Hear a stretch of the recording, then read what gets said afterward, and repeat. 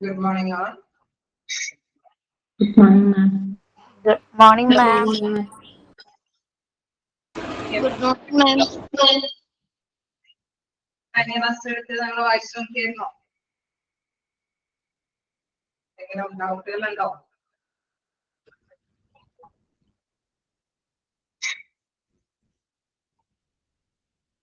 എവിടം വരെയാ നമ്മൾ എടുത്ത് നിർത്തിയതെന്ന് ഓർമ്മയുണ്ടോ?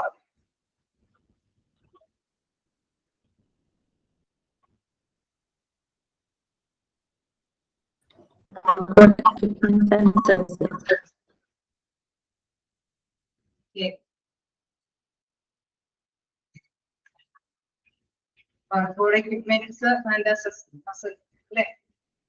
എവിടം വരെയല്ലേ എടുത്ത് നിർത്തിയത്? 7.2.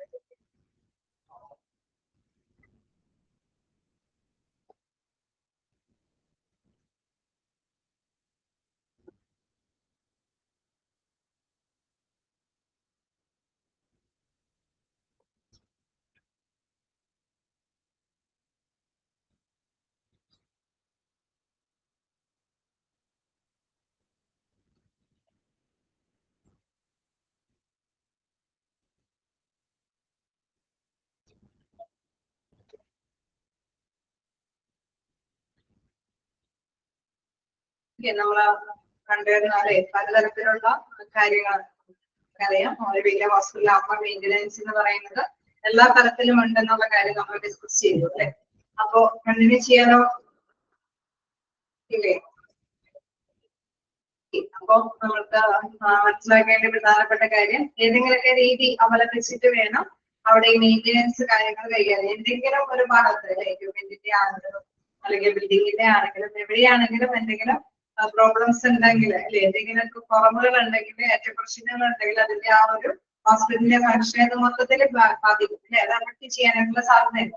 അപ്പൊ അതുകൊണ്ട് തന്നെ എല്ലാ കാര്യങ്ങളും ആ രീതിയിൽ തന്നെ കൈകാര്യം ചെയ്യും അല്ലെ. അതുമായി ബന്ധപ്പെട്ട് നമ്മൾ എന്താണ് എഫക്റ്റീവായിട്ട് കൈകാര്യം ചെയ്യാൻ വേണ്ടി അല്ലെ 6 best practice to improve hospital building maintenance. ഈ ഒരു കാര്യം നന്നായിട്ട് കൈകാര്യം ചെയ്യുന്നതിന് വേണ്ടിയിട്ടുള്ള മാറ്റേഴ്സ് ആണ് നമ്മൾ ഡിസ്കസ് ചെയ്തുകൊണ്ടിരിക്കുന്നത്. അപ്പൊ അതിലെ തേർഡ് പോയിന്റ് ആണ് ഇനി നമുക്ക് അല്ലെ, third point barcode equipment and assets വരെയാണ് നമ്മൾ ഡിസ്കസ് ചെയ്തത്. ഫോർത്ത് വൺ പറയുന്നത് establish and monitor critical hospital performance matrix. അപ്പൊ അതായത് ഗുരുതരമായിട്ടുള്ള ഹോസ്പിറ്റലിന്റെ പെർഫോമൻസ് അതുമായി ബന്ധപ്പെട്ടുള്ള മെട്രിക്സുകളെല്ലാം അത് സ്ഥാപിക്കുകയും അത് നിരീക്ഷിക്കുകയും വേണം.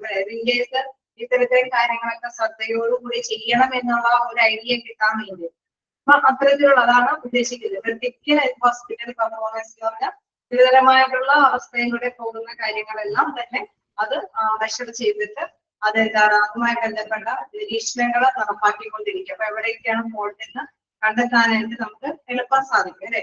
ഇൻകേസ് അതിൽ പറയുന്നുണ്ട് നമുക്ക് do you have an adequate level of technicians, മതിയായ ടെക്നീഷ്യൻസ്മാരുണ്ടോ, എക്യുപ്മെന്റ് പ്രൊഡക്ടിവിറ്റി ഹൈ പ്രൊഡക്റ്റ് അല്ലെ, എവിടെയുള്ള എക്യുപ്മെന്റ്സിന്റെ ഒക്കെ പ്രവർത്തനമൊക്കെ ഓക്കെ നല്ല കാര്യക്ഷമമായിട്ടുള്ളതാണ്, എവിടെയെങ്കിലൊക്കെ പ്രോബ്ലംസ് ഉണ്ടോ, എന്തെങ്കിലൊക്കെ എക്യുപ്മെന്റ്സ് ഒക്കെ ആണെങ്കിൽ പ്രോപ്പർ ആയിട്ട് കൈകാര്യം ചെയ്യാൻ പറ്റുന്നതാണോ എന്നുള്ള അല്ലെ. അത് ഗുരുതരാവസ്ഥയിലുള്ള കാര്യം ഉദ്ദേശിക്കുന്നതാണ് അതിന്റെ കേടുപാടുകൾ അടങ്ങിയിരിക്കുന്ന കാര്യമാണോ എന്ന് മനസ്സിലാക്കുന്നതിന് വേണ്ടിയിട്ട് അല്ലെ.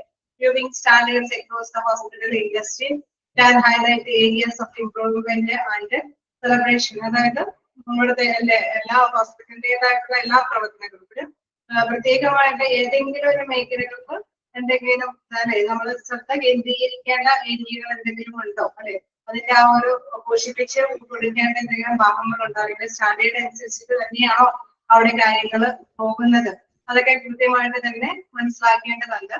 Every hospital faces a unique constraints that make analyzing your performance and productivity challenges. Okay, നമുക്കറിയാം എല്ലാ ഹോസ്പിറ്റലിലും ഇങ്ങനെയുള്ള മാറ്റേഴ്സ് ഉണ്ടാവാം. ഈ പറഞ്ഞ എക്യുപ്മെന്റ്സിന്റെ എന്തെങ്കിലും പ്രോബ്ലംസ് ഉണ്ടാവാം, ടെക്നീഷ്യന്മാരുടെ അഭാവങ്ങൾ ഉണ്ടാവാം അല്ലെ, എല്ലാ തരത്തിലുള്ള കാര്യങ്ങളിലും പ്രശ്നങ്ങളുണ്ടാവും. ഈ പറഞ്ഞ ബിൽഡിങ്സും കാര്യങ്ങളൊക്കെ ആണെങ്കിലും വലിയ ഹോസ്പിറ്റൽ ആണെങ്കിലും ചെറിയ ഹോസ്പിറ്റൽ ആണെങ്കിലും ഈ മാറ്റേഴ്സ് ഒക്കെ സെയിം തന്നെ പ്രോബ്ലംസ് എല്ലാവരും ഫേസ് ചെയ്യുന്നതായിരിക്കും അല്ലെ. അപ്പൊ നമ്മൾ ശ്രദ്ധിക്കേണ്ട മറ്റൊരു കാര്യം, still you should understand how other hospitals with the same number of beds or staff are performing and if you are over or underperforming. Okay. അപ്പൊ നമ്മൾ മനസ്സിലാക്കിയത് നമ്മളുടേതായിട്ടുള്ള സെയിം ബെഡും അല്ലെ നമ്മളുടെ ആ ഒരു യൂട്ടിലൈസേഷൻസ് സെയിം എന്താണ് കോഴ്സസും ഒക്കെ ഉള്ള അതേപോലെ തന്നെയുള്ള ഒരു വേറെ ഹോസ്പിറ്റലാണെങ്കിൽ അവിടെ എങ്ങനെയാണ് അല്ലെ അവിടെ എന്തെങ്കിലും ഇത്തരത്തിലുള്ള കാര്യങ്ങളൊക്കെ എങ്ങനെ കൈകാര്യം ചെയ്യുന്നത് സ്റ്റാൻഡേർഡ് ആയിട്ടാണോ പോകുന്നത് അല്ലെ അതില് എന്തെങ്കിലും ശ്രദ്ധ നമ്മൾ കൂടി കുറച്ച് നോട്ട് ചെയ്ത് കുറച്ച് കാര്യങ്ങൾ കൈകാര്യം ചെയ്ത് കൊണ്ടുപോകേണ്ടതുണ്ടോ എന്നുള്ള കാര്യമൊക്കെ ചിന്തിക്കേണ്ടത് അല്ലെ അപ്പൊ അതനുസരിച്ചിട്ട് നമ്മൾ കുറച്ചും കൂടി നമ്മുടെ ഹോസ്പിറ്റലിലും കുറച്ച് സ്റ്റാൻഡേർഡ് ആയിട്ടുള്ള കാര്യങ്ങളൊക്കെ കൊണ്ടുവരുമ്പോൾ നമുക്ക് തീർച്ചയായിട്ടും എന്താണ് നമ്മളുടെ ബിസിനസ്സിലെ അല്ലെ നമ്മുടെ ഹോസ്പിറ്റലിന്റെ ആ ഹോസ്പിറ്റലിന്റെ മാക്സിമം യൂട്ടിലൈസേഷൻ നടത്തിക്കൊണ്ട് മുന്നോട്ട് പോകാനായിട്ട് സാധിക്കും. ഓക്കെ അതിന്റെ പേരിൽ നമുക്ക് നോക്കാം ക്രിട്ടിക്കൽ KPLS അല്ലെ ഇവിടെ പ്രധാനമായിട്ടും KPL എന്ന് പറയുന്നത് എന്താണെന്ന് നോക്കാം. KPI ആണ് അവിടെ ക്രിട്ടിക്കൽ KPIS എന്ന് പറയുന്നത് കീപ്പ് പെർഫോമൻസ് ഇൻഡിക്കേറ്റേഴ്സ് ആണ്. കീപ്പ് പെർഫോമൻസ് ഇൻഡിക്കേറ്റേഴ്സ് അല്ലെങ്കിൽ കീ പെർഫോമൻസ് ഇൻഡിക്കേറ്റേഴ്സ് പ്രധാനപ്പെട്ട എന്നുള്ള ഒരു രീതിയിലേക്ക് അല്ലെങ്കിൽ സൂക്ഷിക്കുക കാത്തു സൂക്ഷിക്കുക കീ പെർഫോമൻസ് ഇൻഡിക്കേറ്റേഴ്സ്.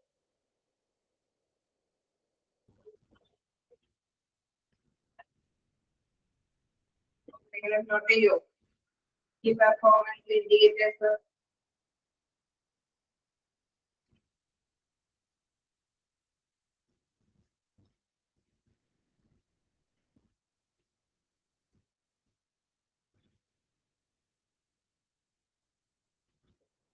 അല്ലെങ്കിൽ മെസ്സേജ് ഇട്ടാൽ ചിലപ്പോൾ മറ്റുള്ളവർക്കും കൂടി റിലൈസ് ചെയ്യാനായിട്ട് എളുപ്പമായിരിക്കും ഉപയോഗപ്രദമാക്കാൻ പറ്റും. അബ്രിവേഷൻ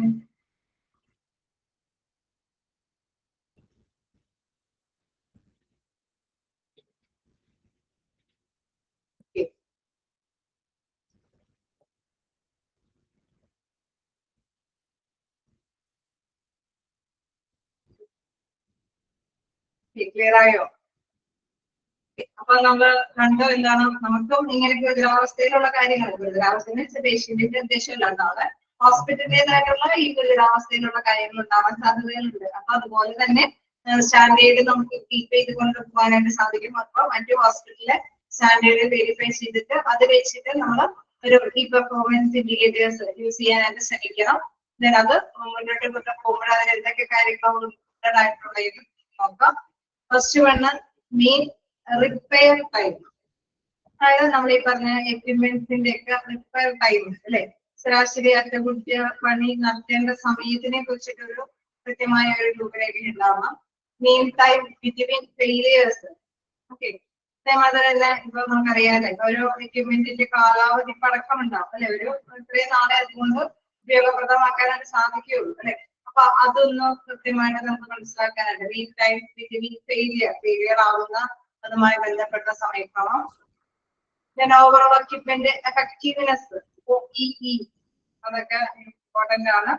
OEE ഇതാണ് ഓവറോൾ എക്യുപ്മെന്റ് എഫക്റ്റീവ്നെസ്. അതായത് മൊത്തത്തില് അതിന്റെ ഫലപ്രാപ്തി എത്രത്തോളമാണ് ഓരോ എക്യുപ്മെന്റിന്റെ ഫലപ്രാപ്തി എത്രത്തോളമാണെന്നുള്ളത്. പ്ലാന്റ് മെയിൻ്റനൻസ് പെർസെന്റേജ് അതായത് ആസൂത്രിത പരിപാലന ശതമാനമാണ് plant maintenance percentage. Okay plant maintenance percentage. Completion അല്ലെ ഒരു ഇത്ര ടൈമിനുള്ളിൽ പൂർത്തീകരണം അല്ലെ ഓരോന്നും ഇത്ര ടൈമിനുള്ളിൽ നമുക്ക് ക്രമീകരിച്ചു. ഇപ്പൊ നമ്മളിപ്പോ ഒരു എക്യുപ്മെന്റിന്റെ ഒരു സംഭവം എടുത്തു കഴിഞ്ഞ് കഴിഞ്ഞാൽ അതിനിപ്പോ റിപ്പയർ ചെയ്യേണ്ട ടൈം ആയിട്ടുണ്ട് അതല്ലെങ്കിൽ അതിന്റെ കാലാവധി ഏതാണ്ട് കഴിയാറായിട്ടുള്ളൂ ഇതിൽ നിന്ന് ഇത്രയാണ് മാക്സിമം നമുക്ക് റിസൾട്ട് നേടിയെടുക്കാൻ സാധിക്കുള്ളൂ അല്ലെ. അതല്ലെങ്കിൽ അതിന് ഓക്കെ അതിന്റെ കംപ്ലീഷൻ ടൈം ഇൻ കേസ് നമുക്കറിയാം പുതിയ ഒരെണ്ണം നമ്മൾ ഒപ്പിക്കേണ്ടതുണ്ടെങ്കിൽ അത് വെച്ച് നമുക്ക് ഇവാലുവേറ്റ് ചെയ്യാനായിട്ട് സാധിക്കും അല്ലെ. വിലയിരുത്താൻ സാധിക്കില്ലേ മനസ്സിലാക്കാൻ പറ്റില്ലേ? ഓക്കെ ക്ലിയർ ആവുന്നുണ്ടോ? എന്തെങ്കിലും ചെയ്യണോ ഫോളോ ചെയ്യാൻ പറ്റുന്നുണ്ടോ?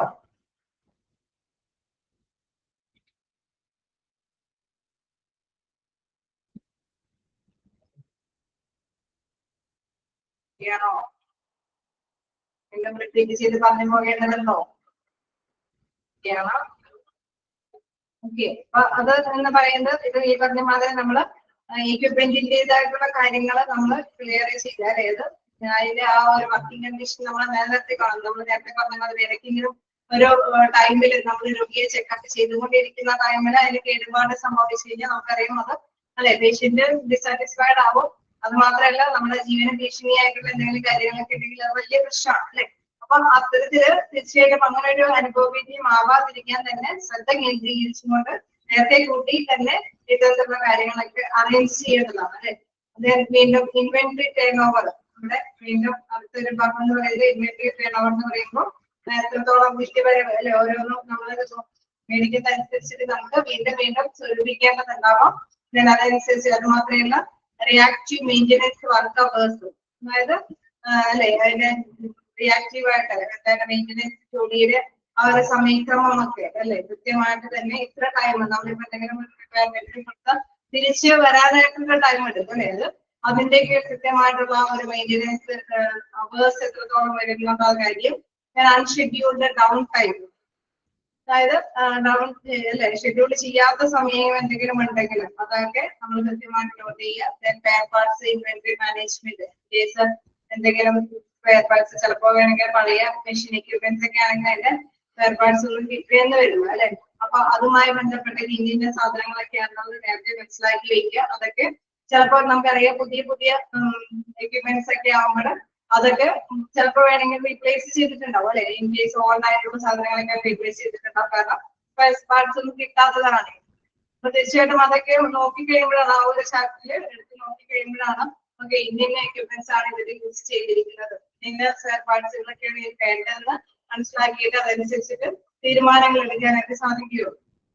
Okay, work order cycle time, അതായത് നമുക്കറിയാം ഇപ്പൊ ഒരു സാധനം വർക്ക് ഓർഡർ ചെയ്ത സമയം കൊണ്ടാണ് തിരിച്ചെത്തുക അല്ലെ.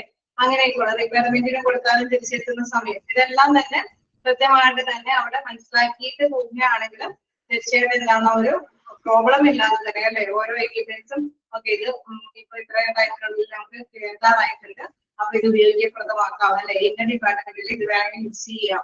ഇൻ കേസ് ഇത് സ്പെയർ പാർട്ട് ഒന്നും കിട്ടാത്ത ഒരു സംഭവമാണെങ്കിൽ നമുക്ക് ഇൻ കേസ് അത് മാറ്റി സ്ഥാപിക്കേണ്ടതായിട്ട് വരും. അപ്പൊ അതിനുള്ള ഫണ്ട് നേരത്തെ കൂട്ടി കണക്കാക്കേണ്ടതുണ്ടാവും അല്ലെ. അപ്പൊ ഇത്തരത്തില് എക്യുപ്മെന്റിന്റേതായിട്ടുള്ള ഈ ഡീറ്റെയിൽസ് ഉണ്ടെങ്കിൽ മാത്രമാണ് അതനുസരിച്ചിട്ടൊരു ഡിസിഷൻ ഒക്കെ എടുക്കാനായിട്ട് സാധിക്കുകയുള്ളൂ. കേണോ?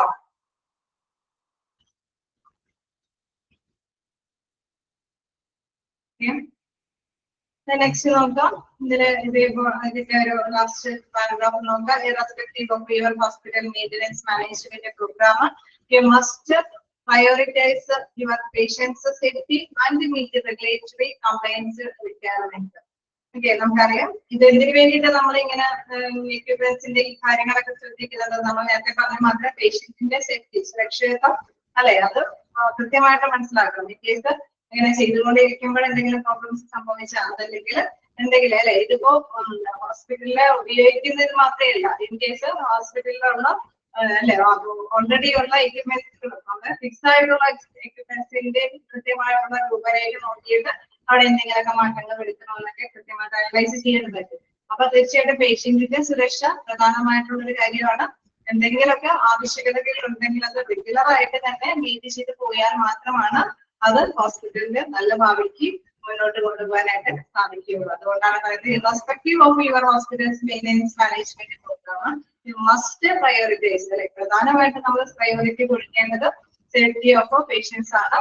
അങ്ങനെ കംപ്ലൈൻസുകൾക്കൊക്കെ റിക്വയർമെന്റ്സ് എന്താണോ ആവശ്യം അതനുസരിച്ചിട്ട് കംപ്ലൈൻസുകളൊക്കെ നീക്കി നമ്മൾ പേഷ്യൻസിന്റെ സേഫ്റ്റിക്ക് പ്രയോറിറ്റി കൊടുത്തിട്ട് ഇത്തരത്തിലുള്ള കാര്യങ്ങളൊക്കെ അറേഞ്ച് ചെയ്ത് പോകേണ്ടതാണ്. ഓക്കെയാണോ? ബന്ധപ്പെട്ട 2 പോയിന്റ് കൂടി ഉണ്ട്. ടഫായിട്ടുള്ള ക്വസ്റ്റ്യൻ ആണ്, എങ്കിലും നമ്മൾ മനസ്സിലാക്കി തന്നെ പോകാൻ ശ്രമിക്കാം.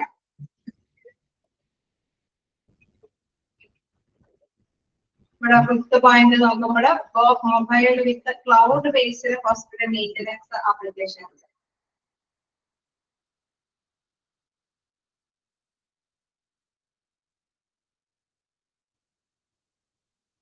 അതാണ് ഇവിടെ പ്രധാനമായിട്ട് ഉദ്ദേശിക്കുന്നത്. Mobile with cloud based hospital maintenance applications എന്ന് പറഞ്ഞാൽ അതായത് നമ്മളിപ്പോ ക്ലൗഡ് സ്റ്റോറേജിനെ കുറിച്ച് കേട്ടിട്ടുണ്ടോ? കേട്ടിട്ടുണ്ടോ ക്ലൗഡ് സ്റ്റോറേജ് എന്ന് പറഞ്ഞത്? ബേസിക് കമ്പ്യൂട്ടറിലൊക്കെ നമ്മൾ പഠിച്ചിട്ടുണ്ട് അല്ലെ. ക്ലൗഡ് സ്റ്റോറേജ് എന്ന് പറഞ്ഞാൽ കേസ് മൊബൈൽ നഷ്ടപ്പെട്ട് പോയാലും അതിന്റെ ഉള്ളിലെ ഡാറ്റാസ് നഷ്ടപ്പെടാതെ മുകളിൽ തന്നെ അല്ലെ കൃത്യമായിട്ട് തന്നെ അവിടെ സേവ് ചെയ്തിട്ടുണ്ടാവും ഇല്ലേ. ഇതിനെ കുറിച്ച് കേട്ടിട്ടില്ലേ? എന്തായാലും അല്ലെ നമ്മുടെ ജസ്റ്റ് ആ ഒരു ഹോസ്പിറ്റൽ അഡ്മിനിസ്ട്രേഷന്റെ ആ ഒരു കോഴ്സ് കഴിഞ്ഞത് കൊണ്ട് തന്നെ എന്താണ് ബേസിക് ഓഫ് കമ്പ്യൂട്ടറിലൊക്കെ പഠിച്ചിട്ടുണ്ടാവും. അപ്പൊ ക്ലൗഡ് സ്റ്റോറേജ് എന്ന് പറഞ്ഞ ആ രീതിയിൽ നമ്മൾ ഇത്തരത്തിലുള്ള ആപ്ലിക്കേഷൻസ് ഒക്കെ കീപ്പ് ചെയ്യണം എന്നുള്ളതാണ്. അപ്പൊ mobile with cloud based hospital maintenance applications. അപ്പൊ mobile work order solutions how many benefits for health care systems from more accurate and detailed data taking and attaching a picture to specific affect work orders and locations across your digital facilities. നമുക്ക് ഈ കാലയളവിൽ നമുക്ക് ഇത് വളരെയധികം ഉപയോഗപ്രദമായ കാര്യമാണ് അല്ലെ. എല്ലാ കാര്യങ്ങളും തന്നെ കീപ്പ് ചെയ്യാനായിട്ട് സാധിക്കും. കേസ് അസറ്റുകളുടെ ഏത് സംഭവമാണെങ്കിലും ഏത് അസറ്റ് ആണെങ്കിലും അത് സ്പെസിഫിക് ആയിട്ട് പിക്ചേഴ്സ് സഹിതം അതിന്റെ വർക്കിംഗ് ഓർഡേഴ്സും എല്ലാം അല്ലെ ലൊക്കേഷനും എല്ലാം തന്നെ ഡിജിറ്റലൈസ് ചെയ്ത് നമുക്ക് മുന്നോട്ട് കൊണ്ടുപോകാനായിട്ട് സാധിക്കും. Then a mobile CMMS give your technicians the power to work on the go and manage maintenance tasks in the field, optimizing productivity and reducing workflow interruption. അതായത് നമുക്ക് ഇതിലെ പ്രധാനമായിട്ട് മനസ്സിലാക്കേണ്ട കാര്യം CMMS എന്ന് പറയുമ്പോൾ എന്താണ്?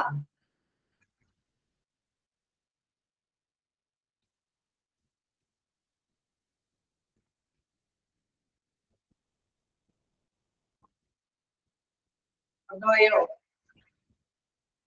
തുടക്കം തന്നെ പഠിച്ചതാണ്. ടൈപ്പ് ചെയ്യാൻ സമയം എടുക്കണ്ടായിരിക്കും. നിങ്ങൾ ടൈപ്പ് ചെയ്ത CMMS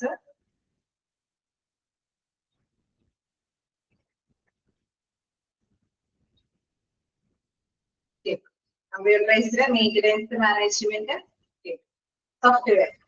ഓക്കെ ഗുഡ്. അപ്പൊ എന്തായാലും നമ്മൾ പഠിച്ചു പോയിട്ടുണ്ട്. അപ്പൊ അതിൽ നമ്മൾ കണ്ടു കമ്പ്യൂട്ടറൈസ്ഡ് മാനേജ്മെന്റ് ആണ് അല്ലെ. അപ്പൊ മെയിൻ്റെനൻസ് സോഫ്റ്റ്വെയർ ആയതുകൊണ്ട് തന്നെ നമുക്ക് ആ സോഫ്റ്റ്വെയറിലെല്ലാം തന്നെ ലിങ്ക് ചെയ്യുമ്പോൾ അതിലേക്ക് എല്ലാം അല്ലെ ഉൾക്കൊള്ളിക്കാനായിട്ട് സാധിക്കും. ഇൻകേസ് അതിന്റെ കാലാവധിയും അതിന്റെ പിക്ചറും അതിന്റെ സംഭവങ്ങളും എല്ലാം തന്നെ അതിൽ ഉൾക്കൊള്ളിക്കാൻ സാധിക്കും.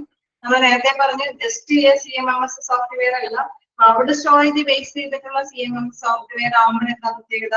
എന്തെങ്കിലും കാരണവശാല് നമ്മുടെ സിസ്റ്റത്തിന് എന്തെങ്കിലും കേടുപാടുകൾ സംഭവിച്ചാൽ പോലും അത് എന്താണ് നമ്മുടെ അല്ലെ മെയിൻ ആയിട്ട് അത് കൃത്യമായിട്ട് ഗൂഗിളിലൊക്കെ നോക്കി കഴിഞ്ഞാൽ നമുക്ക് തീർച്ചയായിട്ടും അത് സെർച്ച് ചെയ്തെടുക്കാനായിട്ട് സാധിക്കും.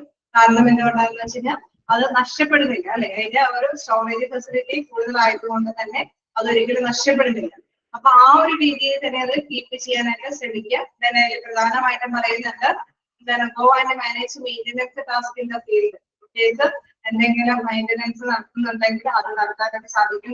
Optimising productivity and reducing work of interruption എന്ന് വെച്ചാൽ ഒരിക്കലും ആ ഒരു വർക്കിന് തടസ്സമില്ലാത്ത രീതിയിൽ നമുക്ക് കൊണ്ടുപോകാനായിട്ട് അല്ലെ. എന്തെങ്കിലും വർക്കും കാര്യങ്ങളൊക്കെ മുന്നോട്ട് കൊണ്ടുപോകുമ്പോൾ എവിടെയെങ്കിലൊക്കെ തടസ്സങ്ങൾ ഉണ്ടാവാനായിട്ടുള്ള സാധ്യതകൾ ഉണ്ടെങ്കിൽ അതിനെ മുൻകൂട്ടി കണ്ടുകൊണ്ട് പരിഹരിക്കാനായിട്ടും കൂടി സാധിക്കുമെന്നുള്ളതാണ് അല്ലെ.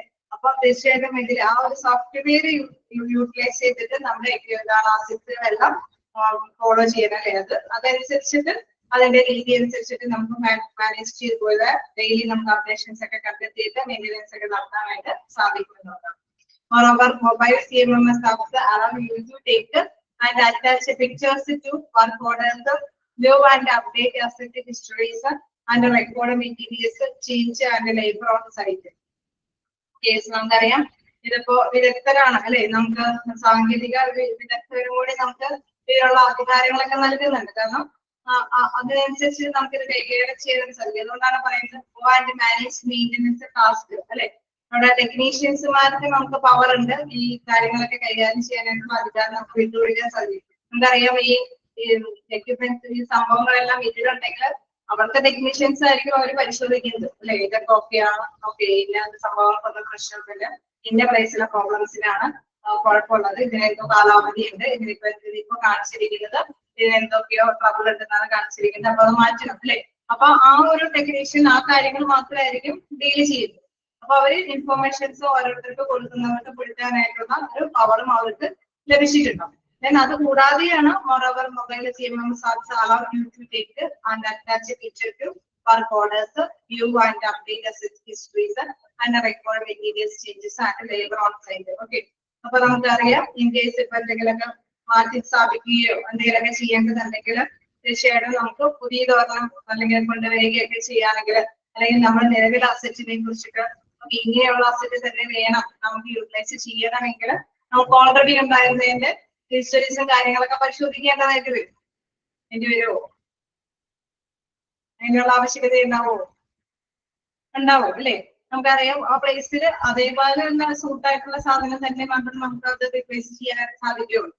അപ്പൊ ഓൾറെഡി നമ്മളുടെ ബേസിലുള്ള നിലവിലുള്ള സാധനത്തിന്റെ ഹിസ്റ്ററിയൊക്കെ മനസ്സിലാക്കിയാൽ മാത്രമാണ് നമുക്ക് പുറത്തുനിന്ന് അല്ലെ. ഇൻ കേസ് നമ്മൾ നേരത്തെ പറഞ്ഞ മാതിരി തന്നെ എക്യുപ്മെന്റ്സിനൊക്കെ എന്തെങ്കിലും പ്രോബ്ലംസ് ഉണ്ടെങ്കിൽ അതിൽ സ്പെയർ പാർട്സ് വരെ കിട്ടുമെന്ന് നമ്മൾ മനസ്സിലാക്കിയിട്ട് വേണം പുതിയതോരണം അല്ലെ അതിന്റെ സ്പെയർ പാർട്സ് ഒക്കെ വരുത്താൻ. ഇൻ കേസ് അതല്ലെങ്കിൽ മാറ്റി സ്ഥാപിക്കേണ്ടതായിട്ട് വരും അല്ലെ.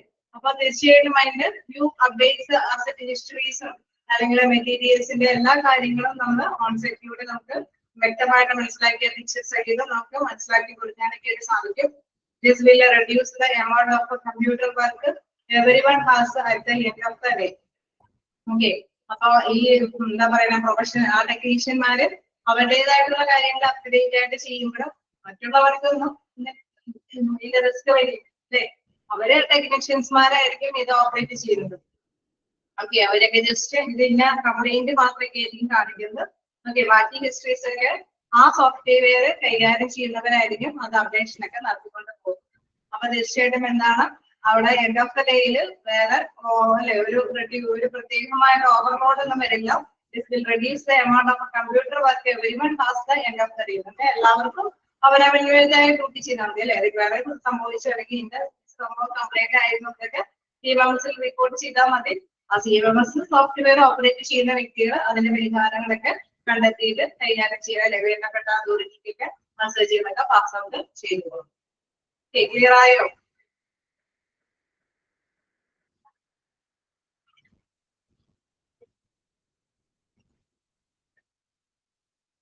Okay.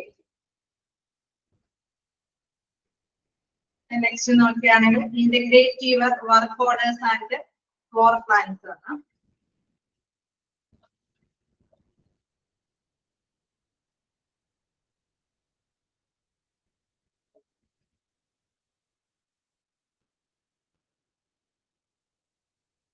If your building drawings and work orders are digital, layer these two elements and use this insight to see into your team's schedules and their roles. Okay. അവിടെ തീർച്ചയായിട്ടും ഇത് സംയോജിപ്പിക്കുന്ന കുറച്ച് കാര്യങ്ങളും കൂടിയുണ്ട് അല്ലെ. നമ്മള് എന്താ പറയുക എന്താ പ്രധാനമായിട്ട് പ്രതീക്ഷിക്കുന്നത് integrate your work order and floor plans പറഞ്ഞാൽ ഓർഡറുകളും ഫ്ലോർ പ്ലാൻസുകളൊക്കെ സംയോജിപ്പിച്ചെടുക്കുന്ന കാര്യങ്ങൾ കൂടി കൈകാര്യം ചെയ്യും അല്ലെ. അപ്പൊ അത് മുന്നോട്ട് കൊണ്ടുപോകുമ്പോൾ നമുക്ക് എന്താണ് ഇതിന്റെ പ്രത്യേകത നോക്കാം. If you are building drawings and work orders R digital. നമ്മളിപ്പോ ഒരു പിക്ചർ അല്ലെ നമ്മളിപ്പോ ഒരു പുതിയ മെയിൻ്റനൻസ് കാര്യങ്ങളൊക്കെ നടത്താനാണ് ഉദ്ദേശിക്കുന്നതെന്ന് വെച്ചോ.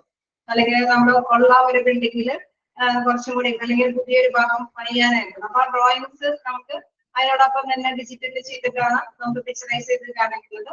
അപ്പൊ അതിൽ പ്രധാനമായിട്ടും നമുക്ക് ചില കാര്യങ്ങളൊക്കെ ഉൾക്കൊള്ളിക്കേണ്ടതുണ്ടാവും അല്ലെ.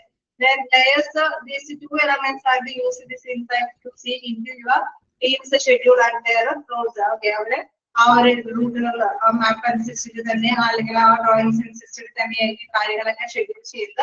This allows your organization to manage both collective work requires more effective, efficiently and preventive maintenance work order with your CMMS environment quicker and more accurately.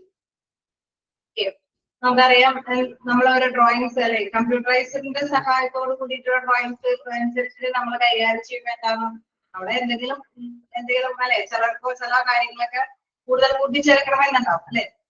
നമ്മളിപ്പോ ഹോസ്പിറ്റൽ കൊണ്ട് തന്നെ എന്തെങ്കിലും റിക്വയർമെന്റ്സ് ആവശ്യമുണ്ടാവാം. എവിടെയെങ്കിലും ചിലപ്പോൾ മെഷീൻ ഇംപ്ലിമെന്റ് ചെയ്യേണ്ടതുണ്ടാവാം, അതിനൊരു പ്രൊഫഷൻ ഇടേണ്ടതുണ്ടാവാം അല്ലെ. അങ്ങനെ എന്തെങ്കിലുമൊക്കെ പ്രത്യേകമായിട്ടുള്ള റിക്വസ്റ്റുകൾ ഉണ്ടാവാം. അത് കാര്യക്ഷമമായിട്ട് കൈകാര്യം ചെയ്യാനായിട്ടും അത് മാത്രമല്ല പ്രിവെന്റീവ് മെയിൻ്റെനൻസ് വർക്ക് ഓർഡർ വിത്ത് CMMS environment കിട്ടുക. അതായത് നമുക്ക് പെട്ടെന്ന് തന്നെ അല്ലെ മുൻകരുതൽ എടുക്കാനായിട്ട് സാധിക്കും. എന്തെങ്കിലും അല്ലെ CMMS വഴി എന്തെങ്കിലും പ്രത്യേകിച്ച് എന്തെങ്കിലും കാണുന്നുണ്ടെങ്കിൽ അല്ലെ അതിൽ എന്തെങ്കിലും ഭേദഗതികളൊക്കെ വരുത്തണമെങ്കിൽ അതനുസരിച്ചിട്ട് പെട്ടെന്ന് തന്നെ മാറ്റങ്ങൾ വരുത്താനായിട്ട് സാധിക്കും. കാരണം നമ്മുടെ കയ്യില് കമ്പ്യൂട്ടറൈസ്ഡ് ഡിസൈൻ ആണുള്ളത് അല്ലെ, അതിന്റെ മോർ ആക്യുറേറ്റ്. അതുകൊണ്ട് തന്നെ അത് നമ്മുടെ നല്ല രീതിയിൽ കൃത്യതയോട് കൂടിയിട്ട് കൈകാര്യം ചെയ്യാൻ സാധിക്കും. കാരണം കൃത്യമായിട്ട് എവിടെയെങ്കിലൊക്കെ മാറ്റി സ്ഥാപിക്കണമെങ്കിൽ നമ്മൾ വരച്ച ഭാഗം ഒന്ന് വരച്ചല്ലേ പഴയ കാലഘട്ടം അനുസരിച്ചിട്ട് അങ്ങനെയല്ല ഇപ്പോ അല്ലെ ഡിസൈൻ എന്ന് പറയുമ്പോൾ കമ്പ്യൂട്ടറൈസ്ഡ് ആയതുകൊണ്ട് അതൊന്നും ഭേദഗതികളാக വരുത്തുമ്പോൾ എന്താണ് ആഫ്റ്റർ എഫക്ട്സ് എന്ന് കൃത്യമായിട്ട് മനസ്സിലാക്കാനായിട്ട് സാധിക്കുന്നു. അതിനനുസരിച്ചിട്ട് മാറ്റങ്ങളൊക്കെ പെട്ടെന്ന് മാറ്റങ്ങൾ വരുത്തിയത് കോർഡിനേറ്റ് ചെയ്ത് കൊണ്ടുപോകാനായിട്ട് സാധിക്കും അല്ലെ. Merging your work orders and floor plans through your mobile CMMS have also reduced data entry errors and redundant tasks while providing you with more up-to-date reports and response to your customers. Okay. Case നമുക്കറിയാം എന്തെങ്കിലും തിരുത്തലുകൾ ഉണ്ടെങ്കിൽ നമ്മൾ തിരുത്താനായിട്ടുള്ള സംവിധാനം നമ്മൾ നേരത്തെ ഉണ്ടെന്ന് പറയാം അല്ലെ. അപ്പൊ അതോടൊപ്പം തന്നെ ഈ ആപ്പിന്റെ പ്രത്യേകത അനുസരിച്ചിട്ട് എൻട്രികൾ ഇൻ കേസ് എന്തെങ്കിലും എററുകൾ സംഭവിച്ചിട്ടുണ്ടെങ്കിൽ അല്ലെ അത് വിട്ടുപോയിട്ടുണ്ടെങ്കിൽ അനാവശ്യമായിട്ടുള്ള എന്തെങ്കിലും ഉണ്ടെങ്കിൽ തന്നെ നല്ല റിഡൻഡന്റ് ടാസ്ക് എന്ന് പറയുന്നത് അനാവശ്യമായിട്ട് കയറിയിട്ടുണ്ടെങ്കിലും നമുക്കത് തിരുത്താനായിട്ട് സാധിക്കും. കാരണം കമ്പ്യൂട്ടറൈസ്ഡ് ആയതുകൊണ്ട് തന്നെ നമുക്ക് ആ സോഫ്റ്റ്വെയറിൽ കയറി ചെന്ന് അത് കൃത്യമായിട്ട് തിരുത്താനായിട്ടും അല്ലെങ്കിൽ തെറ്റായിട്ടുള്ള കാര്യങ്ങൾ ഉണ്ടെങ്കിൽ അതെല്ലാം തിരുത്താനായിട്ടും നമുക്ക് ഇതുകൊണ്ട് സാധിക്കുന്നു. അതേമാതിരി തന്നെ more updated reports and response to your customers. ആർക്ക് വേണമെങ്കിൽ നമുക്ക് കൃത്യമായിട്ടുള്ള അപ്ഡേറ്റഡ് റിപ്പോർട്ട്സുകൾ കൊടുക്കാനായിട്ടും ഇതുകൊണ്ട് സാധിക്കുന്നു. Then connecting your floor plans and work orders give technicians easy access to equipment history, including both the corrective and preventive work orders. Managers can also view who completed the work and their comments. Okay, നമ്മളിപ്പോ എന്തെങ്കിലും ഇപ്പൊ design ചെയ്തതനുസരിച്ച് നമ്മളിപ്പോ efficiency സ്ഥാപിക്കണമെന്നുള്ളത് example ആയിട്ട് പറഞ്ഞു. അപ്പൊ അതില് ടെക്നീഷ്യൻസിന് അതിനുള്ള professions ഒക്കെ വേണം അല്ലെ. അപ്പൊ തീർച്ചയായിട്ടും ആ ഒരു ഏത് ഫ്ലോറിലാണോ ആ ഫ്ലോറില് അനുസരിച്ചിട്ട് നമുക്ക് ആ പ്രൊഫഷൻസ് ഒക്കെ അല്ലെ ഈസിലി നമുക്കത് മനസ്സിലാക്കി ടെക്നീഷ്യനെ ബോധ്യമാക്കാനും അത് ഇൻ കേസ് ആ എക്യുപ്മെന്റിന്റെ ഹിസ്റ്ററി അതനുസരിച്ചിട്ട് ഇന്ത്യ എക്യുപ്മെന്റ്സ് ഒക്കെ നമുക്കറിയാം ഇത്രയും വലുതായിരിക്കും ആ ഹിസ്റ്ററി അല്ലെ ഇത്രയും ചെറുതായിരിക്കും അല്ലെങ്കിൽ ഇതിന്റെ ആ ഒരു രീതി ഇത്രയൊക്കെയാണെന്നൊക്കെ അത് കൃത്യമായിട്ട് മനസ്സിലാക്കി കൊടുത്തിട്ട് അവരെ കൊണ്ട് അത് ചെയ്യിപ്പിക്കാനൊക്കെ ആയിട്ട് സാധിക്കും അല്ലെ. Including both corrective and preventive work orders. അതുകൊണ്ടാണ് പറയുന്നത് കറക്റ്റ് ആയിട്ടും മുൻകരുതലോട് കൂടിയിട്ടും ഓർഡറുകളെല്ലാം കൈകാര്യം ചെയ്തെടുക്കാനായിട്ട് സാധിക്കുന്നു എന്നുള്ളതാണ്. കാരണം ഡിജിറ്റലൈസ് ചെയ്ത് നമുക്ക് മനസ്സിലാക്കിയിട്ട് തന്നെ കൈകാര്യം ചെയ്യാനായിട്ട് സാധിക്കും. കാരണം ഇപ്പോ കമ്പ്യൂട്ടറൈസ്ഡ് ആയിട്ടുള്ള ഒരു രീതിയിൽ സോഫ്റ്റ്വെയറിന്റെ സഹായത്തോടും കൂടി ആയതുകൊണ്ട് എല്ലാം തന്നെ അതിൽ ഇൻക്ലൂഡഡ് ആക്കുമ്പോൾ അതിനനുസരിച്ചിട്ടുള്ള മാറ്റങ്ങൾ ഭേദഗതികളൊക്കെ വരുത്താനായിട്ട് എളുപ്പം സാധിക്കുന്നു. Managers can also view who completed the work and their comments. മാനേജേഴ്സിനാണെങ്കിലും അത് കൃത്യമായിട്ട് തന്നെ അല്ലെ വ്യൂ കാഴ്ച മനസ്സിലാക്കാനായിട്ട് സാധിക്കുന്നു. പിന്നെ അതിന്റെ കമന്റ്സ് അവരുടെ കമന്റ്സ് അനുസരിച്ചിട്ട് വർക്കുകളൊക്കെ കംപ്ലീറ്റ് ചെയ്ത് മുന്നോട്ട് കൊണ്ടുപോകാനായിട്ട് സാധിക്കുന്നു എന്നുള്ളതാണ്. ഓക്കെ, ക്ലിയർ ആണോ?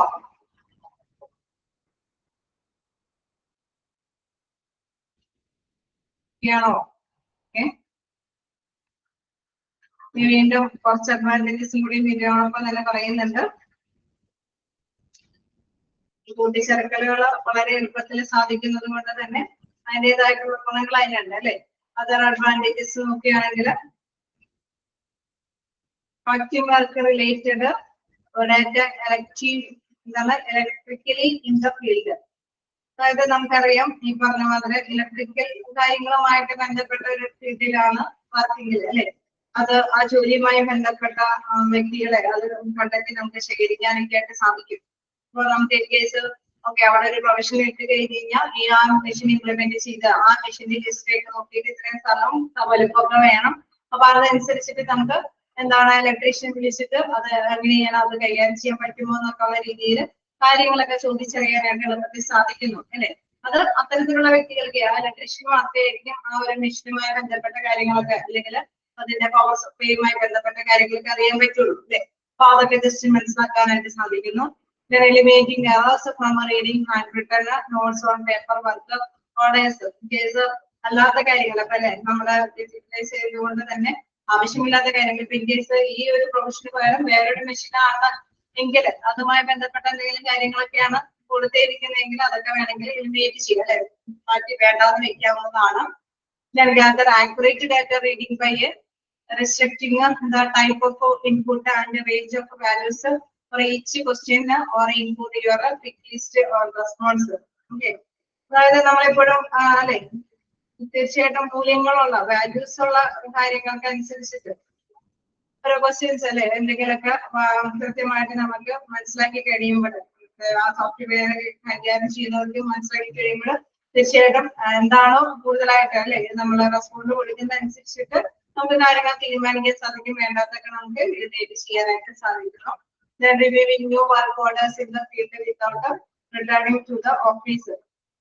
Okay, നമുക്കറിയാം ഓഫീസിൽ തിരിച്ച് എത്താത്ത എന്തെങ്കിലും കാര്യങ്ങൾ ഉണ്ടെങ്കിൽ അല്ലെ ഫീൽഡിൽ പുതിയ വർക്ക് ഓർഡറുകളൊക്കെ അത് സ്വീകരിക്കും. കേസ് ന്യൂ വർക്ക് ഓർഡേഴ്സ് ഒന്നും എത്തിപ്പെടുന്നില്ല എങ്കിൽ അല്ലെ വീണ്ടും എന്താണ് പുതിയ വർക്ക് ഓർഡറുകളൊക്കെ സ്വീകരിച്ചിട്ട് നമുക്കത് കളക്ട് ചെയ്യാനൊക്കെ ഉണ്ട്, അത് മുന്നോട്ട് കൊണ്ടുപോകാനായിട്ട്. നമുക്കറിയാം ഇപ്പൊ ഹോസ്പിറ്റലിലെ വർക്കുകളൊന്നും അല്ലെ കോൺട്രാക്ട് ബേസിലൊക്കെ ആയിരിക്കും, അതൊക്കെ ഓർഡറൊക്കെ സ്വീകരിച്ചിട്ടൊക്കെ ആയിരിക്കും അത് കൈകാര്യം ചെയ്യുന്നത്. അപ്പൊ അതനുസരിച്ചിട്ടുള്ള ഓർഡറുകളൊക്കെ നേടിയെടുക്കാനൊക്കെ ആയിട്ട് കൃത്യമായിട്ട് മനസ്സിലാക്കാനൊക്കെ ആയിട്ട് സാധിക്കുന്നു. With the age of digitalization comes an advanced ability to monitor and improve your maintenance programs. ഇതിൽ പ്രധാനമായിട്ടും ഇതിൽ പറയുന്നത് എന്താന്ന് വെച്ചാൽ ഈ കാലഘട്ടത്തിൽ എന്താണ് ഡിജിറ്റലൈസേഷൻ വരുന്നത് കൊണ്ട് ഇത് എളുപ്പമാണെന്നുള്ളതാണ്. അപ്പൊ അതിന്റെ കൃത്യമായിട്ടുള്ള പൊസിഷൻസും കൃത്യമായിട്ടുള്ള പ്രോബ്ലംസ് ഒക്കെ അല്ലെ ഓരോ ഇതിന്റെയൊക്കെ കൃത്യമായിട്ടുള്ള കാലയളവും കാര്യങ്ങളൊക്കെ കൃത്യമായിട്ട് ഗ്രഹിച്ചുകൊണ്ട് തന്നെ വലിയ തർക്കങ്ങളൊന്നും ഇല്ലാതെ തന്നെ പ്രോബ്ലംസ് ഒന്നും ഇല്ലാതെ തന്നെ മുന്നോട്ട് കൊണ്ടുപോകാൻ സാധിക്കും എന്നുള്ളതാണ്. This increase your hospital facility reliability and OEE to implement a more proactive method. അവിടെ നമ്മൾ നേരത്തെ പറഞ്ഞ പോലെ ഓവറോൾ എക്യുപ്മെന്റ് എഫക്റ്റീവ്നെസ് അല്ലെ എല്ലാ എക്യുപ്മെന്റ്സും നല്ല കാര്യക്ഷമമായിട്ട് പ്രവർത്തിക്കുന്നതും വിശ്വാസയോഗ്യമായ രീതിയിലും നമുക്ക് നല്ല രീതിയിൽ അല്ലെ പ്രൊയാക്റ്റീവ് ആയിട്ട് തന്നെ ഈ കാര്യങ്ങളെല്ലാം മുന്നോട്ട് കൊണ്ടുപോകാനായിട്ട് സാധിക്കും എന്നുള്ളതാണ്. കാരണം ഇപ്പൊ കമ്പ്യൂട്ടറൈസ്ഡ് ആയതുകൊണ്ട് തന്നെ എററുകളൊക്കെ തിരിച്ചറിയാൻ എളുപ്പമാണ്, കൂട്ടിച്ചേർക്കലുകൾ നടത്താൻ എളുപ്പമാണ്, മറ്റുള്ളവരെ ബോധ്യപ്പെടുത്താൻ എളുപ്പമാണ്, പ്രൊവിഷൻസ് ഒക്കെ കണ്ടെത്താൻ എളുപ്പമാണ് അല്ലെ. എപ്പോഴും പക്ഷെ ഒരു കാര്യം മാത്രം മനസ്സിലാക്കേണ്ടതുണ്ട്, എല്ലാ കാര്യങ്ങളും കമ്പ്യൂട്ടറിൽ അപ്ഡേറ്റ് ആയിട്ട് ഉൾക്കൊള്ളിച്ചിരിക്കണം എങ്കിൽ മാത്രമാണ് അവർക്കത് അനലൈസ് ചെയ്തിട്ട് എന്താണ് ഏത് ഡിപ്പാർട്ട്മെന്റിലാണ് പ്രോബ്ലം, ഏത് ഡിപ്പാർട്ട്മെന്റിലാണ് ഇതിന്റെ ആവശ്യം അല്ലെ, ഏത് ഡിപ്പാർട്ട്മെന്റിലാണ് മെയിൻ്റനൻസ് നടത്തേണ്ടത്, എവിടെയാണ് ഇലക്ട്രീഷ്യന്റെ ആവശ്യം എന്നുള്ളതൊക്കെ കൃത്യമായിട്ട് എല്ലാവരും അറിയിക്കാനായിട്ട് സാധിക്കുള്ളൂ എന്നുള്ളതാണ്. ഓക്കെ, ക്ലിയർ ആണോ?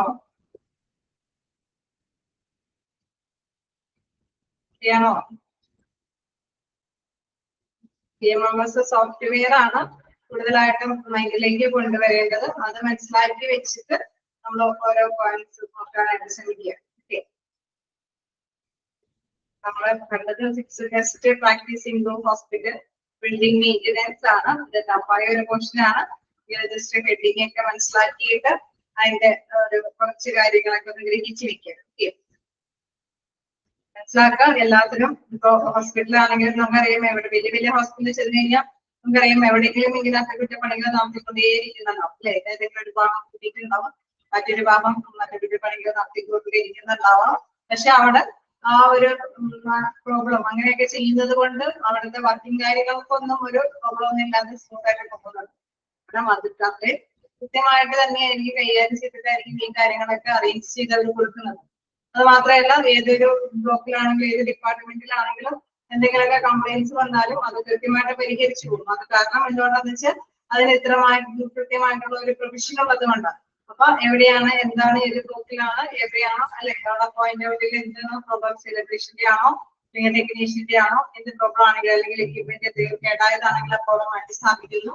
അങ്ങനെ എല്ലാ സംഭവങ്ങളും കൃത്യമായിട്ട് കൈകാര്യം ചെയ്യുന്നത് ഈ ഒരു സോഫ്റ്റ്വെയറിന്റെയും കൂടെ പ്രത്യേകത കൊണ്ടാണ്. നല്ല രീതിയിൽ സ്റ്റാൻഡർഡൈസ്ഡ് ആയിട്ടുള്ള ഒരു രീതി ഉപയോഗിക്കുന്നുണ്ടെങ്കിൽ ഹോസ്പിറ്റലിന് പ്രോബ്ലം ഇല്ലാതെ സ്മൂത്ത് ആയിട്ട് അവരുടെ ഫംഗ്ഷൻ നടത്തിക്കൊണ്ടുപോകാനായിട്ട് സാധിക്കും എന്നുള്ളതാണ്. ഓക്കെ ആണോ?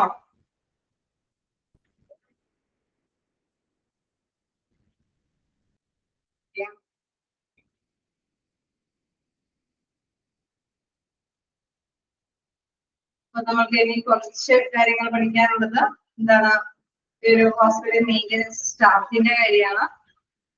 പോയി കഴിഞ്ഞാൽ വിഭാഗം ഈ ചാപ്റ്റർ കഴിഞ്ഞു.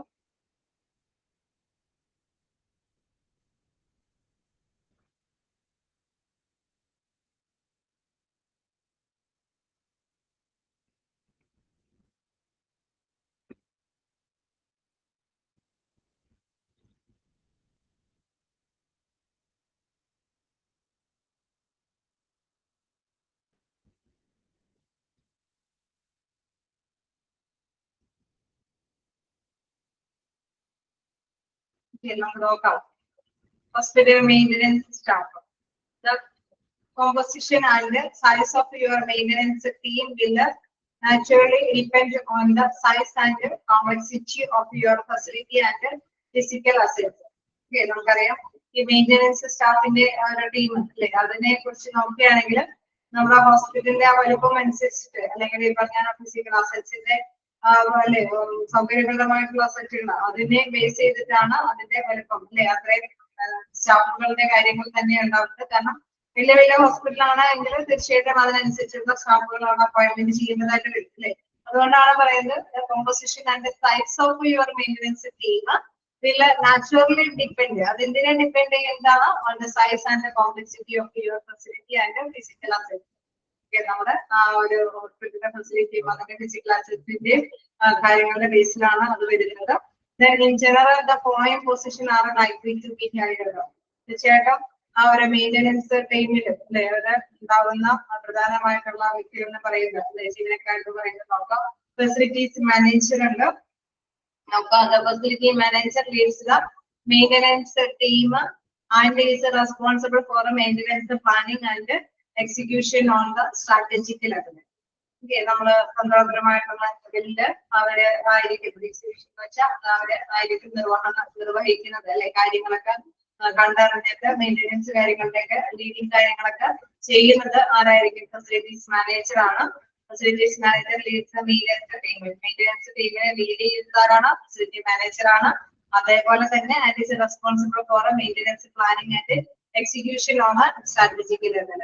അദ്ദേഹം തന്നെയായിരിക്കും പലതരത്തിലുള്ള തന്ത്രപരമായിട്ടുള്ള തീരുമാനങ്ങളെ പ്ലാനിങ്ങും കാര്യങ്ങളൊക്കെ മുന്നോട്ട് വയ്ക്കാനായിട്ടുള്ള ഒരു നിർവഹകൻ എന്ന് പറയുന്ന വിശേഷിപ്പിക്കുന്ന ആരെയാണ്? ഫെസിലിറ്റി മാനേജറിനെയാണ്.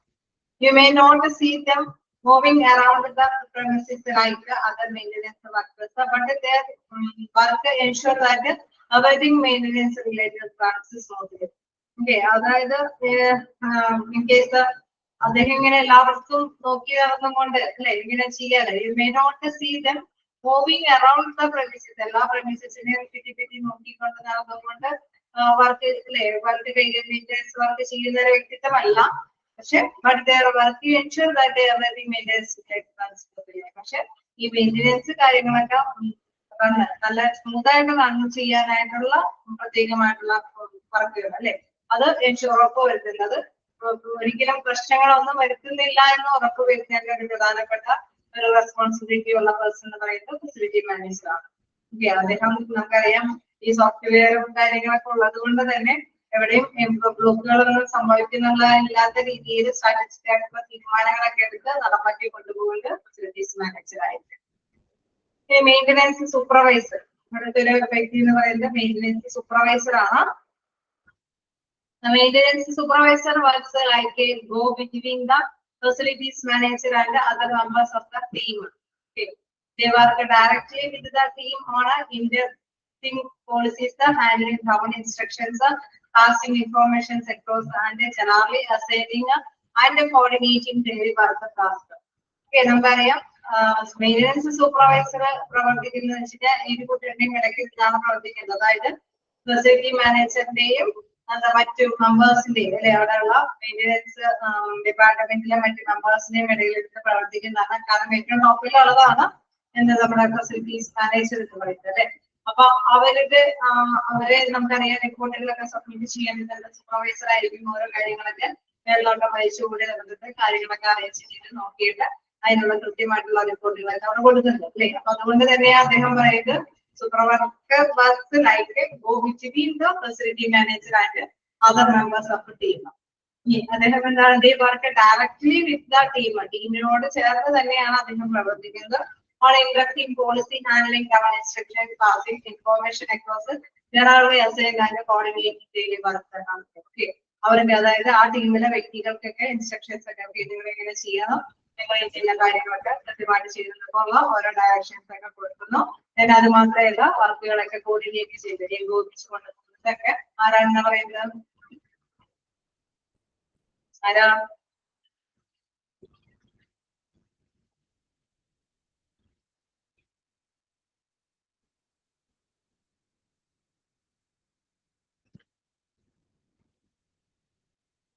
കോർഡിനേറ്റ് ചെയ്യുന്നതും വർക്കുകളൊക്കെ ഇവിടുന്ന് പോയി ഞാൻ അതൊക്കെ ചോദിക്കാറുള്ളൂ. ഫെസിലിറ്റി മാനേജർ അല്ല, ഫെസിലിറ്റി മാനേജറിന്റെയും വർക്കേഴ്സിന്റെയും ഇടയ്ക്ക് നിന്ന് പ്രവർത്തിക്കുന്ന വ്യക്തിത്വമാണ് മെയിന്റനൻസ് സൂപ്പർവൈസർ. സൂപ്പർവൈസർ എന്താ ചെയ്യുന്നത്? അവിടെ കൃത്യമായിട്ട് തന്നെ ഡയറക്റ്റ് ചെയ്യുന്നത് അല്ലെ, പോളിസി നിയമങ്ങളൊക്കെ കൊണ്ടുവന്ന് ഇൻസ്ട്രക്ഷൻസ് ഒക്കെ കൊണ്ടുവന്ന് അവിടെയുള്ള വർക്കേഴ്സിനെ കൊണ്ട് വർക്ക് ചെയ്യിപ്പിക്കുന്നു. മാത്രമല്ല കോർഡിനേറ്റ് ഡെയിലി വർക്കുകൾ കോർഡിനേറ്റ് ചെയ്യുന്നതും സൂപ്പർവൈസറി വർക്കാണ്. എന്താണ്? മെയിന്റനൻസ് സൂപ്പർവൈസർ ആണ്. Then they regularly update the facilities manager and strive to ensure that the instructions are fully and completely implemented. Okay, നമ്മൾ കുഴപ്പമില്ലാത്ത കാരണം ഇതിങ്ങനെ ബോറിംഗ് ചാപ്റ്റർ ആയതുകൊണ്ട് ഞങ്ങൾ എന്തെങ്കിലും വിട്ടു പോകുന്നുള്ള കാര്യം അറിയാം. കാരണം നമ്മളെ ഡെയിലി കാണുന്നില്ല അല്ലെ, നമ്മളിങ്ങനെ കാണാതെ തന്നെയാണ് ക്ലാസ് പോകുന്നത്. പക്ഷെ എങ്കിലും റെസ്പോണ്ട് ചെയ്യുന്നതിൽ എനിക്ക് ഇഷ്ടപ്പെട്ടു. കാരണം ആരെങ്കിലും റെസ്പോണ്ട് ചെയ്താൽ ഇവിടെ ആരെങ്കിലും ഇരിക്കുന്നുണ്ടെങ്കിൽ അറിയാൻ പറ്റുള്ളൂ. ഓക്കെ, അപ്പൊ ഇതില് പ്രധാനമായിട്ട് നമ്മൾ കണ്ടു ഫെസിലിറ്റി മാനേജറിന്റെ ഒരു പോസ്റ്റ് കണ്ടു, അതേമാതിരി തന്നെ മെയിന്റനൻസ് സൂപ്പർവൈസറിന്റെ ഒരു പോസ്റ്റ് കണ്ടു. മെയിന്റനൻസ് സൂപ്പർവൈസർ നമുക്കറിയാം ഫെസിലിറ്റി മാനേജറിന് റിപ്പോർട്ടുകളൊക്കെ സബ്മിറ്റ് ചെയ്യേണ്ടതാണ്. അത് മാത്രമല്ല ആ ടീമിലുള്ള വർക്കേഴ്സിനൊക്കെ ഡയറക്റ്റ് ചെയ്ത് ഇൻസ്ട്രക്ഷൻസ് ഒക്കെ കൊടുത്ത് അവരൊക്കെ കോർഡിനേറ്റ് ചെയ്ത് കൊണ്ടുപോകുന്ന ഒരു പ്രധാന ഉത്തരവാദിത്തമാണ് അദ്ദേഹം നിർവഹിക്കുന്നത്. നെക്സ്റ്റ് സെന്റൻസിൽ പറയുന്നത് റെഗുലർ ആയിട്ട് അപ്ഡേറ്റ് ഫെസിലിറ്റി മാനേജറിന് കൊടുക്കുന്നത്. അതേമാതിരി to ensure that instructions are fully completed implemented അല്ലെ. അവിടെ തീർച്ചയായിട്ടും എല്ലാ തരത്തിലുള്ള കാര്യങ്ങളെല്ലാം തന്നെ കൈകാര്യം ലാബറേഷൻസ് ഒക്കെ കൊടുക്കുന്നത്. മാത്രമല്ല നിർദ്ദേശങ്ങളൊക്കെ പൂർണ്ണമായിട്ട് നടപ്പാക്കുന്നുണ്ട് എന്ന് ഉറപ്പാക്കുന്നത് ആര് തന്നെയാണ്? നമ്മുടെ സൂപ്പർവൈസർ തന്നെയാണ്. ഓക്കെ, വീണ്ടും ഹോസ്പിറ്റൽ മെയിന്റനൻസ് ടെക്നീഷ്യൻസ്മാരുണ്ട്. അപ്പൊ അവരെന്താ ചെയ്യുന്നത് നോക്കാം. കഴിയും maintenance technicians are skilled blue-collar workers with the hands on training required to work directly on a machine repair and servicing. Okay, നമ്മളിപ്പോ പറഞ്ഞ മെഷീൻ റിപ്പയർ ചെയ്യുകയും അതിന്റെ സേവനങ്ങളൊക്കെ നടപ്പാക്കുന്ന സ്കിൽഡ് ആയിട്ടുള്ള പേഴ്സൺസ് ആണ് ബ്ലൂ കോളർ വർക്ക് എന്ന് പറയുന്നത് അല്ലെ. നമുക്ക് ഒരു എന്തെങ്കിലും എക്യുപ്മെന്റ്സ് ഒക്കെ കംപ്ലൈന്റ് ആയ എല്ലാവരെയും കൊണ്ട് നമുക്ക് നന്നാക്കാൻ പറ്റില്ല അല്ലെ. അതിന് ആ എക്യുപ്മെന്റ്സ് ഒക്കെ കൈകാര്യം ചെയ്യുന്ന അല്ലെ, അതൊക്കെ നന്നാക്കുന്ന വ്യക്തികളെ തന്നെ മാത്രം നമുക്ക് തുടർന്ന് നന്നാക്കാനായിട്ട് ഏർപ്പെടുത്താൻ പറ്റും അല്ലെ, റിപ്പയർ ചെയ്യാനായിട്ട് സാധിക്കും. അതുകൊണ്ട് തന്നെയാണ് അവരെ ബ്ലൂ കോളർ വർക്കേഴ്സ് എന്ന് പറയുന്നത്. കാരണം സ്പെഷ്യലൈസ്ഡ് സ്കിൽസ് അവർക്ക് ഉണ്ടായിരിക്കും. There are many different types of maintenance technicians, but for a hospital, you will most likely need electricians, plumbers, HVAC technicians, and medical equipment technicians. നമുക്കറിയാം ഹോസ്പിറ്റലാകുമ്പോൾ എന്തിനൊക്കെയാണ് ടെക്നീഷ്യൻസ് ആവശ്യമായിട്ട് വരിക? അവിടെ നമുക്കറിയാം എന്തൊക്കെ ഉണ്ടാവും. ഇലക്ട്രീഷ്യന്റെ ആവശ്യം ഉണ്ടാവും അല്ലെ, പ്ലംബേഴ്സിന്റെ ആവശ്യം ഉണ്ടാവും.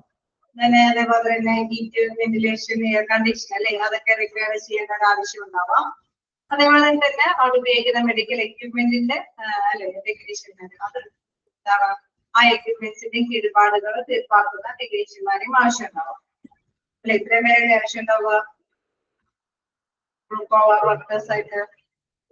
ഓക്കെ ഓക്കെ, അപ്പം തീർച്ചയായിട്ടും നമ്മൾ മനസ്സിലാക്കാം ഇലക്ട്രീഷ്യന്മാര്, പ്ലംബേഴ്സ്, HVAC ടെക്നീഷ്യൻസ്, ഇതൊക്കെ ഒന്ന് ജസ്റ്റ് മനസ്സിലാക്കി വെച്ചിട്ടുണ്ട്. ചെറിയ ചെറിയ വലിയ ടഫായിട്ടുള്ള ക്വസ്റ്റ്യൻസ് ഒന്നും ചോദിച്ച് കാണാറില്ല ഈ ഭാഗത്തു നിന്നൊക്കെ. ഈ ചാപ്റ്റർ ടഫ് ആയതുകൊണ്ട് തന്നെ വളരെ സിമ്പിൾ ആയിട്ടുള്ള ക്വസ്റ്റ്യൻസ് ഒക്കെ കാണാറുള്ളൂ.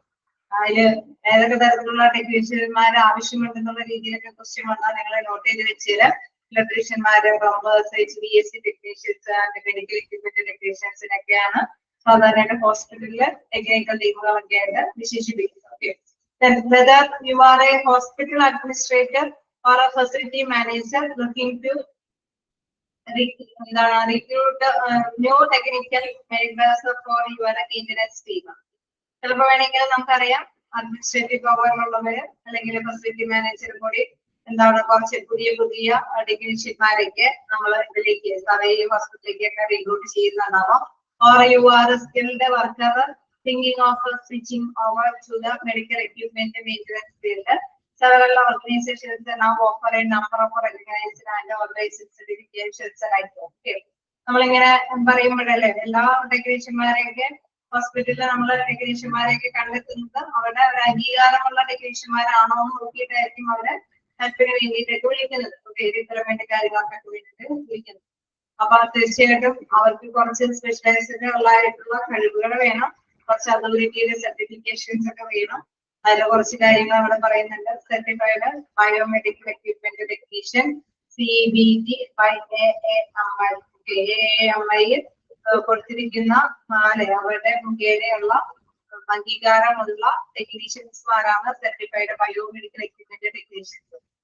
നിങ്ങൾ ജസ്റ്റ് ആ CBETയുടെ ഫുൾ ഫോം ഒക്കെ പഠിക്കാം.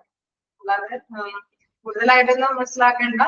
അതായത് അംഗീകാരമുള്ള ടെക്നീഷ്യന്മാരെയൊക്കെയാണ് ഹോസ്പിറ്റലിലെ മെയിൻ്റനൻസ് കാര്യങ്ങൾക്കൊക്കെ വിളിക്കാറുള്ളത്. ടെക്നീഷ്യന്മാരെന്നൊക്കെ പറയുന്നത് മനസ്സിലാക്കുക പ്ലംബേഴ്സ്, ഇലക്ട്രീഷ്യൻസ്, എക്വിപ്മെന്റ് ഒക്കെ റിപ്പയർ ചെയ്യുന്ന വ്യക്തികളൊക്കെയാണ് ടെക്നീഷ്യന്മാരെ വിശേഷിപ്പിക്കുന്നത്. അതിന് അംഗീകാരം കിട്ടുന്നത് എന്താണ് സർട്ടിഫൈഡ് ബയോമെഡിക്കൽ എക്വിപ്മെന്റ് ടെക്നീഷ്യൻസ് എന്നൊക്കെ പറയുന്ന സർട്ടിഫിക്കറ്റ് ഉണ്ടെങ്കിൽ അവരെയൊക്കെ വിളിക്കാറുണ്ട്. AAMIയുടെ അതോറിറ്റിയിൽ വരുന്നതാണ് ബയോമെഡിക്കൽ ഇലക്ട്രോണിക്സ് ടെക്നീഷ്യൻ. ഇതാണ് അതില് BMET. അതില് BMD ആണ് കൊടുത്തിരിക്കുന്നത്. അത് എന്താന്ന് വെച്ച് കഴിഞ്ഞാൽ അംഗീകാരം കൊടുക്കുന്ന ഏജൻസിയുടെ പേരാണ് AAMI. ഒന്നും കൂടുതലായിട്ട് നിങ്ങൾ അറിയണമെന്നില്ല. അത് ഗ്ലോബൽ ഓർഗനൈസേഷൻ അസോസിയേഷൻ ആണ്. അതായത് ഗ്ലോബലി എന്ന് പറയുമ്പോൾ നമുക്കറിയാം എന്താണ് ലോകമെമ്പാടുമുള്ള അംഗീകാരമുള്ള ഒരു അതോറിറ്റി. അതാണ് ഗ്ലോബൽ ഓർഗനൈസേഷൻ അസോസിയേഷൻ ഉദ്ദേശിച്ചത്. അവരുടെ കീഴിലുള്ള ഒരു ഇതാണ് AAMI. അതൊന്നും നിങ്ങൾ ചെയ്യേണ്ട. ജസ്റ്റ് സർട്ടിഫിക്കറ്റുകൾ ജസ്റ്റ് ഒന്ന് നോക്കിയത്. ഇന്റർനാഷണലി ആയതുകൊണ്ടാണ് അതങ്ങനെ മസ്റ്റായിട്ട് മനസ്സിലാക്കണമെന്നില്ല എന്ന് പറയുന്നത്. അതേപോലെ തന്നെ താഴെയുള്ള ബയോമെഡിക്കൽ ഇലക്ട്രോണിക്സ് ടെക്നീഷ്യൻ. ഇതിൽ ബ്രാക്കറ്റിൽ കൊടുത്തിരിക്കുന്ന അബ്രിവേഷന്റെ വേരിയേഷൻ ഉണ്ട്. BMET ആണ്. BMET YETA. അതില് ETA എന്ന് പറയുമ്പോൾ അത് തന്നെ ഇതാണ് ഇന്റർനാഷണൽ ആയിട്ടുള്ള ഒരു കാര്യമാണ്. അതായത് നമ്മുടെ നാഷണലി ഉള്ള ഒരു സർട്ടിഫിക്കേഷൻ അല്ല. വിവിധ പേരുകളിൽ അത് അറിയപ്പെടുന്നുണ്ട്. അതുകൊണ്ടാണ് അതിന്റെ ഇങ്ങനെ തരാത്തത്. കാരണം വിവിധ സ്ഥാപനങ്ങൾ ഇങ്ങനെ കൊടുക്കുന്നുണ്ട്. പക്ഷെ ഇന്റർനാഷണലി ഉള്ള അംഗീകാരമുള്ള ETA ആണ് നമ്മൾ.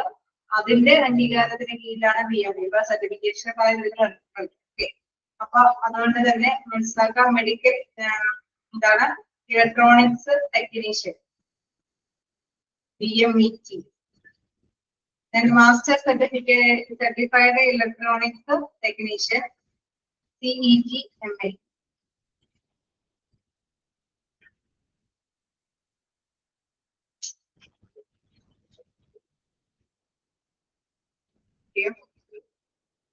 അതും ETA തന്നെ ഇന്റർനാഷണൽ ആണ്.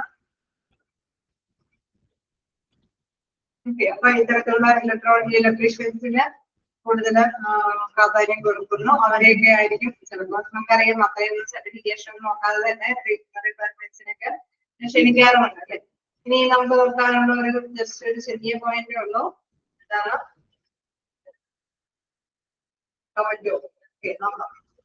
ജൂനിയർ സ്റ്റാഫ് എന്ന് പറയാം. എന്താ വെച്ചാൽ കാവൽക്കാർ അല്ലെ. Junior staff generally refers to a group of maintenance workers that are responsible for completing a variety of cleaning tasks. ഇവിടെ എന്താണെന്ന് വെച്ച് കഴിഞ്ഞാൽ കൂടുതലായിട്ട് നമ്മൾ മനസ്സിലാക്കുന്നത് ക്ലീനിങ് കാര്യങ്ങൾ കൈകാര്യം ചെയ്യുന്ന സ്റ്റാഫുകളുടെ ഇടത്തിലാണ് ജൂനിയർ സ്റ്റാഫ് എന്ന് പറയുന്നത്.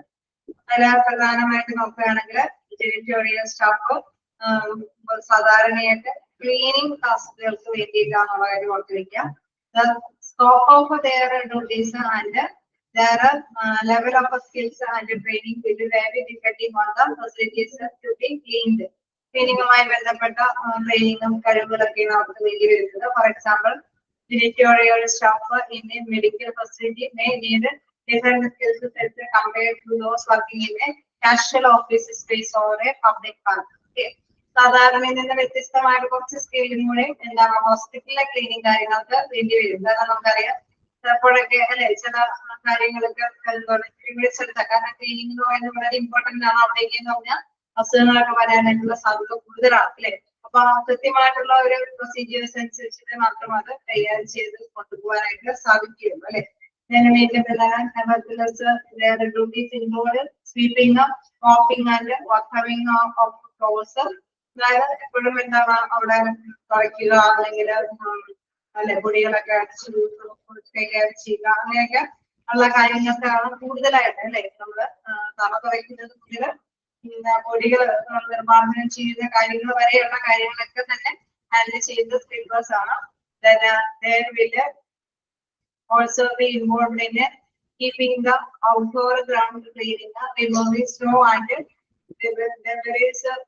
trimming bushes etc. അതായത് നമ്മുടെ ഈ കാലഘട്ടത്തിൽ ഇവിടെയുള്ളതല്ല, കേസ് മഞ്ഞുകൾ അല്ലെ, മഞ്ഞൊക്കെ വരുമ്പോഴേ മഞ്ഞുകട്ടകളൊക്കെ മാറ്റുക, അല്ലെങ്കിൽ കാണാം അവിടെ തീർച്ചയായിട്ടും എന്താണ് എന്തെങ്കിലും ഈ കാടുകൾ അല്ലെ ബുഷസും കാര്യങ്ങളൊക്കെ ഉണ്ടെങ്കിൽ അതൊക്കെ വെട്ടി മാറ്റുക, അങ്ങനെയൊക്കെയുള്ള കാര്യങ്ങളൊക്കെ കൈകാര്യം ചെയ്യുന്നതിനും എന്താണ് ഈ ഒരു ക്ലീനിങ് അല്ലെ സ്റ്റാഫുകളെ നമ്മൾ വിശേഷിപ്പിക്കാവുന്നതാണ്.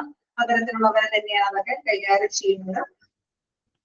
എന്തെങ്കിലുമൊക്കെ അവശിഷ്ടങ്ങൾ അല്ലെ ഡെബ്രീസ് എന്നൊക്കെ പറയുന്നത് എന്താണ്, അവശിഷ്ടങ്ങളൊക്കെ ഉണ്ടെങ്കിൽ അതൊക്കെ മാറ്റാൻ കൈകാര്യം ചെയ്യേണ്ടതൊക്കെ ഉണ്ട്.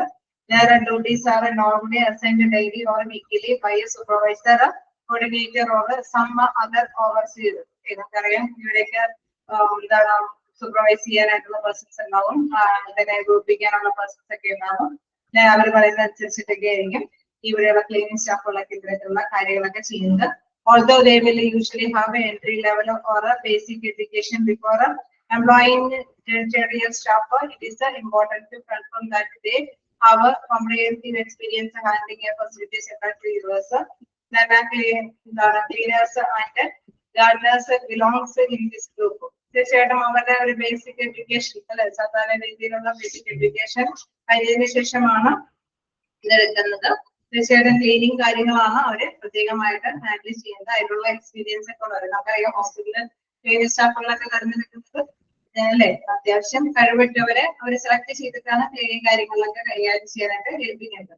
അപ്പുറം ഇതിലൊന്നും ഉദ്ദേശിച്ച് പഠിക്കാനൊന്നുമില്ല, ജസ്റ്റ് മനസ്സിലാക്കി വെക്കുക ജനിറ്റോറിയൽ സ്റ്റാഫുകൾ എന്താണെന്നുള്ളത് ക്ലീനിങ് സ്റ്റാഫുകളാണ് അത് വെച്ച്. ണോ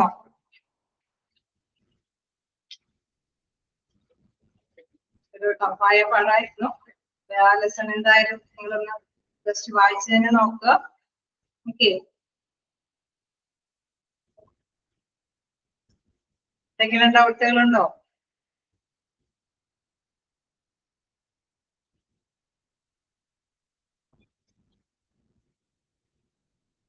ക്ലിയർ ആണോ?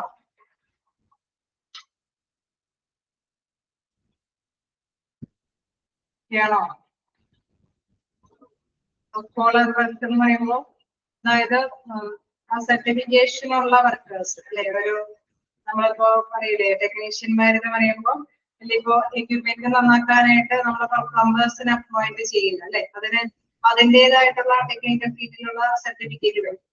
അതുകൊണ്ടാണ് അവിടെ ബ്ലൂ കോളർ വർക്കേഴ്സ് എന്ന് പറയുന്നത്. ആ ഒരു സ്പെസിഫൈഡ് ആയിട്ടുള്ള ഒരു ടെക്നിക്കൽ ആയിട്ടുള്ള അതിന്റെ സർട്ടിഫിക്കേഷൻ ആണ് ആവശ്യം. ക്ലിയർ ആയോ? നമ്മളെ വർക്കേഴ്സിൽ തന്നെ ഉണ്ട് white collar worker, blue collar workers എന്ന് പറയും. അഡ്മിനിസ്ട്രേറ്റീവ് ലെവലിലുള്ള ഡ്യൂട്ടി ചെയ്യുന്നവരുണ്ട്, ടെക്നീഷ്യന്മാരായിട്ടുള്ള ബ്ലൂ കോളർ വർക്കേഴ്സ് ഉണ്ട്. അതുകൊണ്ടാണ് അങ്ങനെ അതിന്റെ സെപ്പറേഷൻ വന്നത്.